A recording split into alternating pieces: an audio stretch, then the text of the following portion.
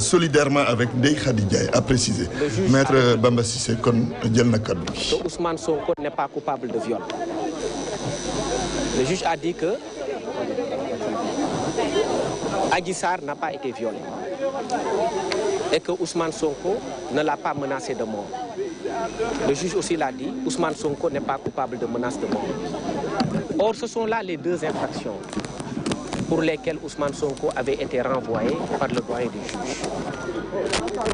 Pendant 2 ans, ou un peu plus, on nous a vendu un dossier de viol.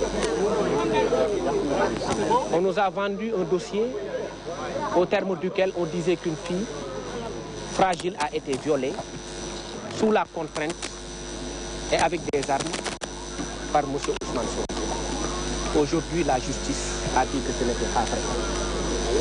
Il y a eu beaucoup de pertes en vie humaine. Il y a eu beaucoup de dégâts matériels. Il y a eu beaucoup d'espoir perdu. Il y a eu beaucoup de familles brisées.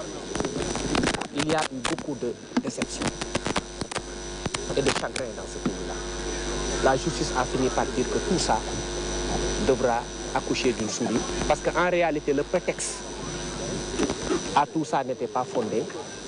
Et nous avons toujours dit que Ousmane Sonko était victime d'un complot, d'une conspiration et qu'il n'a jamais violé. Donc sur ce point, la justice nous a donné raison. Et ce que l'opinion doit retenir aujourd'hui, c'est que Ousmane Sonko n'a pas violé Adji Sarr. Ce que l'opinion doit retenir aujourd'hui, c'est que Ousmane Sonko n'a pas menacé Adji Sarr de mort avec des armes. Et je pense qu'il est temps que les choses soient éclaircies, parce que c'est important. Si on considère que Ousmane Sonko n'a pas violé Adji Sarr, c'est qu'il y a eu une conspiration derrière cette affaire-là. Et c'est important. Il faut que ceux qui sont derrière cette affaire de viol rendent compte. Rendent compte. C'est ce que nous réclamons. Vous avez l'intention d'interpeller Abdel? Nous avions déjà déposé une plainte devant le doyen des juges pour complot, pour association de malfaiteurs. À qui? Et devant le doyen des juges.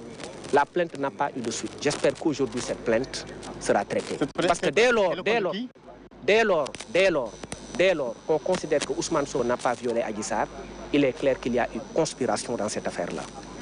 Je rappelle que la peine est de 2 ans. Et je rappelle à l'opinion que la peine est une peine d'inéligibilité qui ne permet pas à Ousmane Sonko d'être candidat à la compétition électorale de 2024. Et pour moi, il s'agissait pour nous de la défense. L'objectif était de salir un homme. Cet objectif n'a pas été réussi. L'autre objectif était de le rendre inéligible. Cet objectif a eu l'effet escompté parce qu'aujourd'hui, avec cette peine-là et en l'état actuel des choses, Ousmane Sonko ne peut pas être candidat à la compétition électorale de 2024. Maître, voulez-vous nous dire exactement les amendes et tout ça?